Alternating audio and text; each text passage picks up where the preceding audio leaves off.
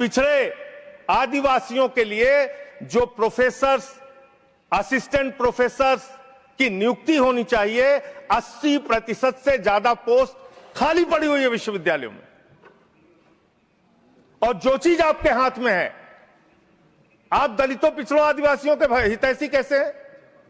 45 central universities है, जिसमें से 38 केंद्रीय विश्वविद्यालयों में सिर्फ और सिर्फ सवर्ण जाति के लोग वीसी हैं और 7 में दलित, पिछड़े और आदिवासी हैं।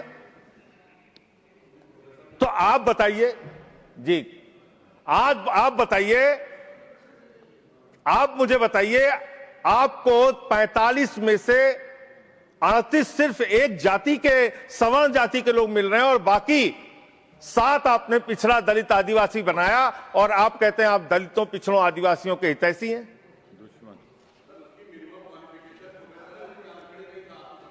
किसमें? मैं वीसी की बात कर रहा हूं, वीसी की बात कर रहा हूं, वीसी की बात कर रहा हूं। वीसी की नियुक्ति आप करते हैं, वीसी की नियुक्ति आप करते हैं।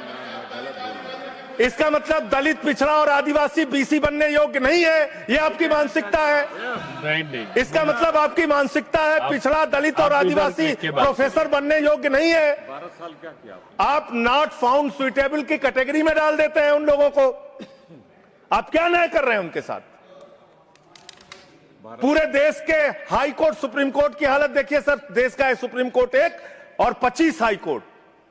वहां पे कितने जज हाई कोर्ट के अंदर या सुप्रीम कोर्ट के अंदर दलित, पिछड़े, आदिवासी हैं? पता कर लीजिए, आपको पता चल जाएगा। तो अगर कहीं उनके साथ न्याय की बात आती है तो आप न्याय नहीं, नौटंकी करते हैं, जानबूझ के दिखाने की कोशिश करते हैं कि आप उनके हितैषी हैं, जबकि आप है नहीं, आपको है नहीं। और पूरे देश का वातावरण खराब किया आपने। मैं इस सदन के अंदर आपके माध्यम से सरकार को प्रस्ताव देना चाहता हूं, अगर आपकी नीयत साफ है तो हर विश्वविद्यालय में 2 तरह की कमेटी बनाइए। एक जो सिर्फ और सिर्फ कास्ट डिस्क्रिमिनेशन को देखे, यानी कि जाति के आधार पर भेदभाव को देखे, और दूसरी कमेटी आप वहां पर बनाइए जिसमें कि हर प्रकार के भेदभाव को आप कवर कीजिए। कोई झगड़ा ही नहीं होता। भाषा के आधार पर भेद, लिंग के आधार पर भेद, किसी भी प्रकार का भेद, उसको देखने के लिए एक कमेटी बनाते और जाति के आधार पर हो रहे भेद को देखने के लिए एक कमेटी बनाते। कोई झगड़ा ही नहीं होना था। आपने जानबूझ के झगड़ा कराया। दूसरी बात मान्यवर,